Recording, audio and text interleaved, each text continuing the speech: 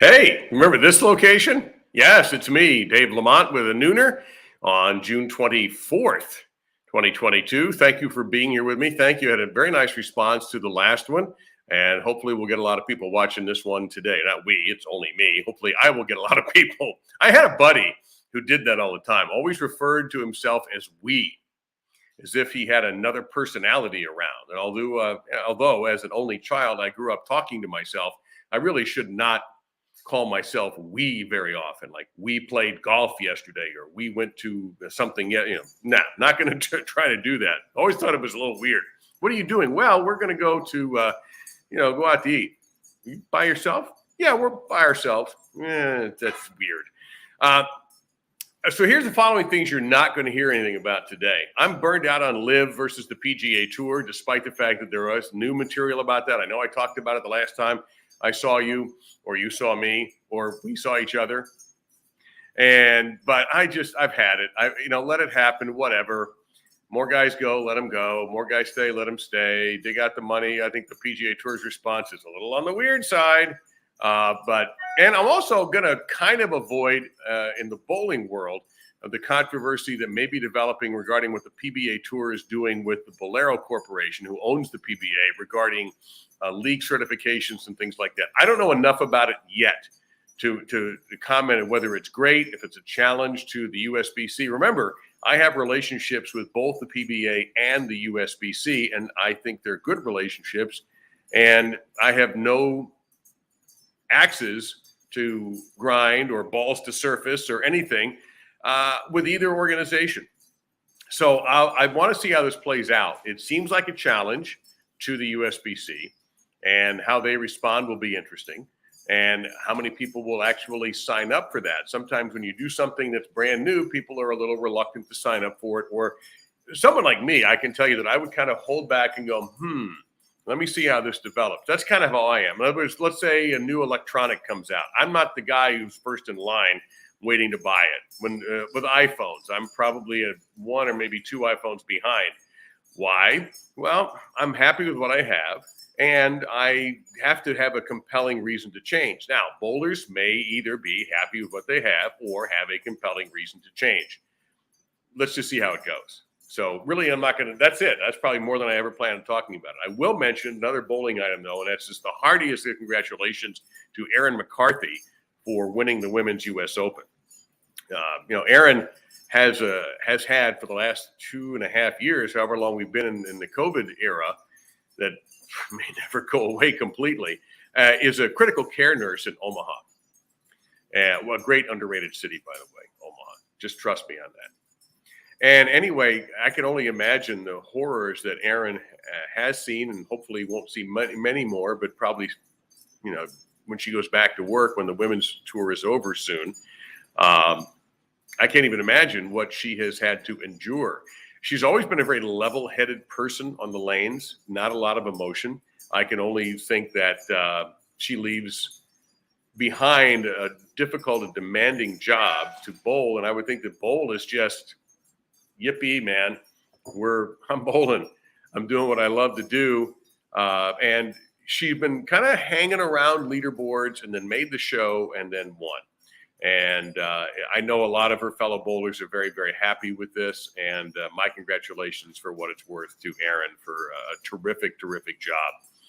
She was starting to get better over the summer. And the ladies take a break. There's a big mixed doubles tournament coming in about a month. And then they have couple of more events in August. I'll be on Bowl TV for 2 of those finals, and then that'll be the last stop on the women's tour will be in August until next year. All right, what else am I not talking about? I don't have much to say about the NBA draft. I tried watching it last night, and I had a hard time getting into it. Not because I don't follow college basketball. If you know me well enough, you know what my sons do. I follow college basketball. But I don't know. I don't know what it was. I think we had a lack of superstar power in this year's draft. The problem with the one and dones, unless you're a Zion Williamson type guy, the one and dones this year really weren't compelling. I don't think it was a terribly exciting evening. I kind of shut it off. The Heat drafted 27th. We don't know if the kid's going to be any good or not. If you're 27th round draft choice, your 27th pick in the draft, I should say, and you're going to an organization that develops talent well, then I would think you'd be pretty damn happy. And just as long as you're prepared to do things the Heat way, which means you're going to bust your brains like you've never had it done before. But I don't really have anything to say about that. I don't have much to say about Golden State winning a title. I think it's fantastic. I like the Warriors. I don't have a problem with it. I know Draymond Green's a jerk on the court sometimes, but off the court, I like his commentary. I think the guy is really bright and has a terrific future in television he's already done pretty well on TV. So I think he'll be an interesting guy to listen to. Is he a pain in the butt? Yeah, to play against. But I'm sure most Warriors fans are big fans of Draymond Green, to say the least. As to Steph Curry being the greatest point guard of all time, it's weird I don't think of him as a point guard because he's such a damn good shooter. In my book, the best shooter of all time. But he is the point guard. And, it's funny. I don't know if I still look at Magic and Stockton and guys like that as the classic point guards, whereas Curry to me is sort of a guard like they used to be. We know I'm going to be old here for a minute. Actually, it's not the last time I'm going to be old today. But I know I'm old every day. Thanks. But you think of guys that were, maybe handle the ball a lot, Jerry West or Walt Frazier going way back. But Oscar Robertson, I guess, I don't know if Steph Curry's at that level. He shoots better than any of them. That's for damn sure. But I think he's more of a guard to me. I think he can play off ball. Well, we know he can play off ball. But taking on those responsibilities like he did near the end of his college career at Davidson, it's impressive. I can't imagine why you'd be against him, but some people are not very intelligent. Now, and also I have nothing to say about college football recruiting. It's not over. I saw somebody retweeted a tweet. I don't know why you would do this. Why do people retweet tweets they don't agree with? I guess they're trying to embarrass the other person or show that they know that they don't agree with this tweet. I guess that's it. I don't think I've ever done that. If I retweet something, it's usually something I like and I'll add a comment on, or maybe I'm promoting something and I'll add a comment on. But I don't think I ever retweet things that make me mad. But there are already people, Florida Gator fans, I guess, are pretty worked up about what they're not getting. I saw somebody criticizing Mario Cristobal in advance in case they didn't get every high school football player who goes into the U in the next few days. It'll just be more of the same if we don't get these 5-star, 12-star, 35-star recruits. And I looked at my calendar and I saw it was June 22nd. And I went, no, we can't do this. Look, folks, there are seasons. Now, I grew up in Virginia, which is something else I'm going to get into in a minute before I get to what I really want to talk about, which is music. And in Virginia, we had 4 seasons. We had a winter and we had a spring. Where I live now in South Florida and have lived since I was 15 years old is we don't have winter, like it as winter, and we don't have spring or fall. We kind of have summer and we kind of have spring a little bit because of the weather in the winter. And occasionally it dips into the 40s or even once in a while in the 30s, and all the news stations panic and everybody cries and, walk outside and people are wearing, like parkas and you can't see their faces and it's 50. So that's where I live. But good God almighty, which way do I steer? It drives me nuts that people get into this seasonal thing. Those 90 days till football. Well, suck it up. Go watch a baseball game. Flip on a golf major championship. They're heading to the old course, the greatest course in history for golfers in St. Andrews soon. Watch that. Watch the Wimbledon. Watch something that is seasonal. Watch something you can only get for a short period of time. Watch a Formula One race. Watch NASCAR. Watch something else. I didn't watch, and it's nothing personal. I didn't watch any USFL. I may have seen a scattered play or two, and I look up and go, I don't know who those guys are, and I'm done. It's not football season. I am a seasonal person with my sports. Do I keep an eye on college recruiting? Well, of course I do, because I do have an interest in that. But it's not something I'm going to get too hung up on until we get closer to the season. And besides, with recruiting, we all know that you don't really judge a recruiting class until 2 or 3 years down the road when these people actually have an impact, because how many of them actually stay the full time? They get hurt, they leave, they're not as good as you thought. A few of them do become successful. Some of them, you know. So I'm out on that. We're getting closer to football. I get it. I like football quite a bit. I think you know that. And that leads me to something I did want to talk about. What do you do? And this is where my Virginia background comes in. I'm a loyal person. If you ask the people who know me best, they would look at you. What are some of Dave's attributes? Well, handsomeness. I mean, come on. Hair, right? No. But anyway, no, loyalty. I'm big on loyalty. If you're loyal to me, I'm loyal back. To me, it's super important. And you've got to really muck up to get me to lose your loyalty. Well, it's being tested as a sports fan. Now, you grew up in the Northern Virginia area. You became a fan of Washington. I'll say it now because that's what they used to be called, the Redskins. And I was a fanatical fan as a young man, as a boy, really. Got hooked into it. They got good in the early 70s with George Allen. Yes, I'm that old. And then we moved here not long after that. And even though I started covering the Miami Dolphins as a young man, it was more of a job. Not that I root against the Dolphins. Of course I don't. It makes, that's an organization that I look at more as a job than as a passion. The Washington team has remained something I've tried to root for years and years and years and years and years. The 80s were wonderful. And that's been the last time things have been truly wonderful. And unfortunately, the problem is something that we can't do anything about. You can't trade owners. And an owner like Dan Snyder has made it increasingly difficult to root for this team. The name change, I was okay with that. And I'll give you a perfect example. Is in my role as a part-time teacher, we have had, through our classes, some students of Native American heritage. Now, how am I going to walk in there with a polo with that logo on it and look at that person in the eye, knowing how much that logo and those names bother that person? I couldn't do that. And so I was on board with the name change. I'm not 100% sure why so many people were offended by it, but they were. Okay. Football team was kind of lazy. Commanders, it's okay. But so what? But anyway, the problem is the ownership is so odorous, so awful, so foul, so immoral that you're embarrassed to say, hey, I still kind of root for them. It's hard. And their losing doesn't help. But I can live with that because my favorite baseball team is still the Baltimore Orioles. And I know losing. Although this year, some glimmers of hope. Back-to-back shutouts. They're battling one of their nemesis is fairly even this year, Tampa Bay. Obviously, they're not as good as New York. At this point, nobody is. But that's okay. This may not be a 100-loss season, and I have news for you. That would be significant. So patience is the operative thing here. But rooting for the Washington team is hard.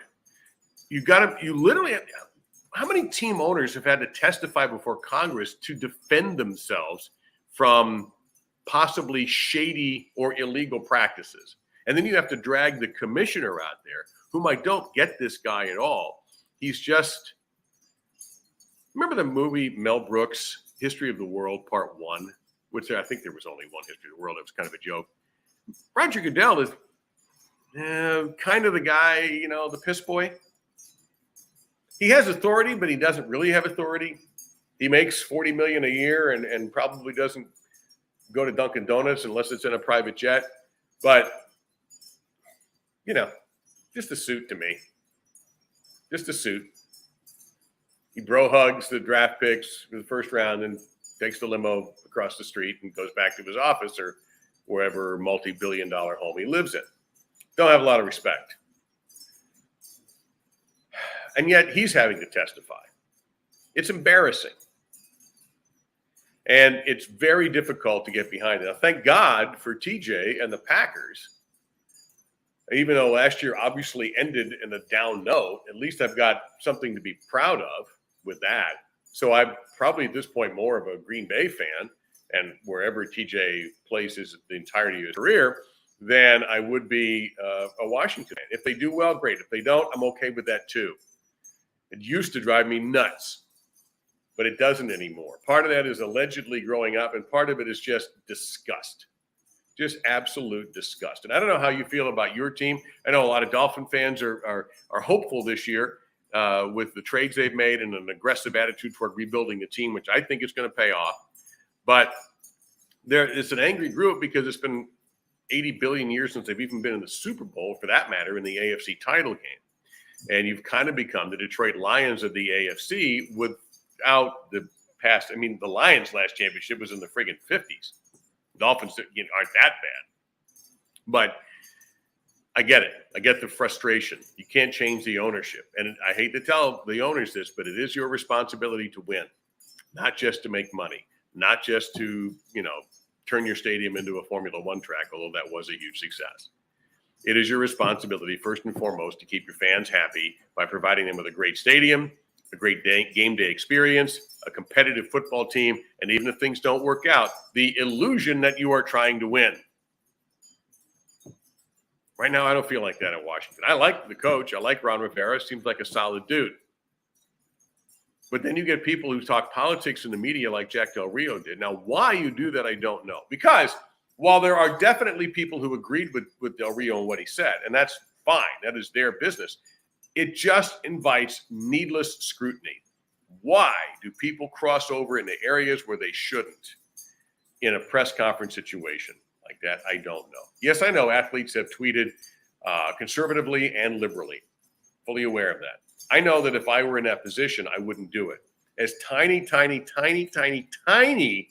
well-known as I might be, and it's tiny, I never do that. I don't want the hassle. I don't want a political opinion out there because I'm going to get jumped. And for people, yeah, you're right. There's going to be people I don't want to argue with. I just let it go by. So if you're, I understand Detroit fans and fans whose teams haven't even seen Super Bowls yet, like the Browns. I get it. But when your ownership is an onerous little Napoleon, that's awful. All right, enough of the depressing crap. Let's talk about something that I'm getting into again, and I've thought about this the other night. It's concerts. For the second time it's about a month, I saw Joe Jackson, this time here instead of downtown Minneapolis. I saw him here at Parker Playhouse, and once again, he just tore the place apart. He's a really skilled performer, a great vocalist. He's in his late 60s. His voice sounds phenomenal. He's got a tight band. I believe at least the bass player's been with him forever, and possibly the drummer and the guitarist as well. They're just really great live. And Parker Playhouse is a perfect setting because Joe Jackson is not arena music. It would be terrible in a 18,000 seat setting like at Miami and we're over here near me where the Panthers play. But the two concerts were just thrilling to me. They excited me, and it reminded me that I've been blessed or happy or lucky, whatever you want to call it, to have so many wonderful experiences in my life, and I know how fortunate I am, either professionally or personally. I have been lucky, but concerts might be number one. Now, I realize I'm at the age where things like, I got to park the car, and then you got to hope to get out fast. I know. And this was a small setting, so parking was a very minor irritant, and getting out was actually pretty easy. But, when I go, for example, when we go to the Doobie Brothers, and I say we because I'm not going alone, the parking there, it's a big outdoor amphitheater, which is my least favorite way to see a concert, but it's the Doobies with McDonald and Johnston. Never seen that before. They've already postponed the concert now twice, once COVID related, and then the second time because there was a threat of tropical weather. Well, but not a threat. We got a lot of rain, but fortunately no wind damage, and the city of Miami may still be underwater, especially Miami Beach. But I have seen hundreds and hundreds of shows going back to the days, and those of you who are from South Florida a long time remember the Hollywood Sportatorium. If you don't know what that was, it was built for the Miami Screaming Eagles of the World Hockey League or the WHA, maybe. Well, it never got off the ground. They signed like one big player. I want to say they signed the legendary goalie Bernie Perron, and that was all they did. And in fact, I think for a long time in the Sportatorium, which was a concrete and aluminum hole with dirt parking and two-lane roads to get in, which you can't even imagine if you drive by there now, and the place is long gone. It had somewhere near one of the main entrances, it had a painting of like a hockey player looking like an eagle, a cartoonish thing. Hilarious. Never happened. So that's what now, because we didn't have an NBA team or an NHL team, and we had just smaller venues for concerts, like the beautiful Sunrise Musical Theater, which is now a church. And it was a church back then too, if you know what I mean. You had to have some place for the big bands to come through. Your Led Zeppelins, your Van Halens, Elvis played there, and so on. So this place rose up. I think if you went back to that spot now, and I have to admit I don't know exactly where it is, but I could easily look it up. I think there's a car dealership there. You could probably stand in the parking lot and hear the last note of the last show. That's how bad the echo was. But the shows were phenomenal. I saw Tom Petty on Damn the Torpedoes. I saw the Doobies. I saw the DLR Van Halen days. I saw ZZ Top. I saw Fleetwood Mac there, Linda Ronstadt, and so on and so on and so on. Just about every big band that came through had to go through there if they wanted to play this area. And except for Rush, because that was the show where there was a riot outside the theater, outside the Sporto, because Rush was running late, and I bailed. And they did finally show up. I think there was something wrong with either Neil's motorcycle, I'm not joking, or some weird thing. And I said, you know what? Once I started hearing glass being thrown, I'm out. But the Sportatorium was kind of place where you didn't have doors on the toilets. So if you had to sit, everybody knew it. But the point is, the memories were still there. And I reflect on that a lot when I sometimes hear these bands on the radio. And I think of Journey, the real Journey. You know what I mean. Or Yes. And just name them. And I pretty much was there. And it was a phenomenal place. And then the Sunrise Musical Theater, same thing. All the great acts I saw there. Different acts. Some were rock. Some were comedians. George Carlin, Eddie Murphy, people like that. Sinatra would play there. Rodney Dangerfield would do New Year's Eve shows there. I went to two of those. The Pretenders. Couple of times I saw the Pretenders there. Pat Benatar when she was hot. Cheap Trick. Again, you're getting the idea. So getting back to going to concerts, which are now coming back, is wonderful. And I've bitched about concert prices before. I know I have, about things like McCartney and all that. But just the experience of a great concert is as uplifting as anything I can think of. I love to eat. I love great food if I can afford it. Or even, inexpensive food that tastes great. Or sometimes something you make yourself. I look forward to that like the greatest thing possible. But a concert would probably top that. And now we have a new facility, the Seminole Hard Rock, which hopefully one day I can afford to get to a show there. But we're fortunate in this area. I started thinking about this because I was texting a dear friend about, hey, guess what I'm doing again? And she's like, no. I go, oh, yeah. We got so many places down here, small theaters, big places. We're lucky. We're very lucky. Other people live in areas where concerts rarely come by, or if they do, they're 100, 200 miles away in a bigger venue, bigger city, and it's hard to get to. So the joy that I felt leaving that show and the anticipation, knowing it was going to be a great show and knowing now that I'd seen him already, the songs beyond Is She Really Going Out With Him, or I'm the Man, or You Can't Get What You Want Till You Get What You Want, or Real Men, which is just, which he sang by himself, just he and the piano. If you've probably heard those songs at least one, well, a couple of them I know you've heard a lot of. But the other songs, it was fun to listen to newer material. We have changed as audiences as we've gotten older, and here's the probably the number one way you can tell. And I sometimes listen to old live recordings too.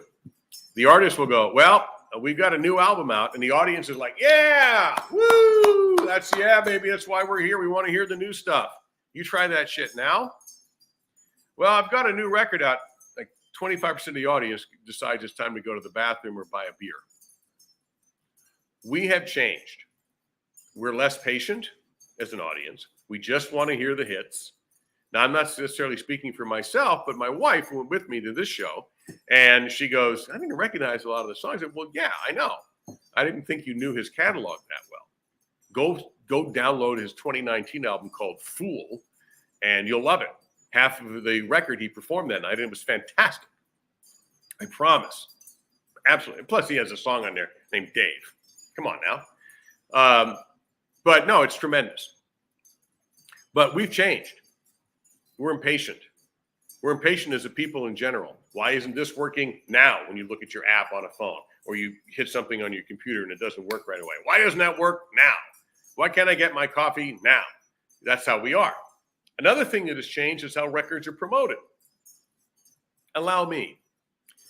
In the late 70s, when I broke into radio, I broke in at a now defunct radio station that was also crooked called 96X. There was a competitor with Y100. Well, Y100 is still around. It was second place to Y100. So they actually cheated when people used to have to fill out diaries by hand. 96X had people pay off folks to put in 96X. That's not allowed, by the way, and that's what's eventually led to the loss of their license in the mid-'80s. But when I was there, that was being investigated. But the big thing then was, let's say, the perfect example is Boston.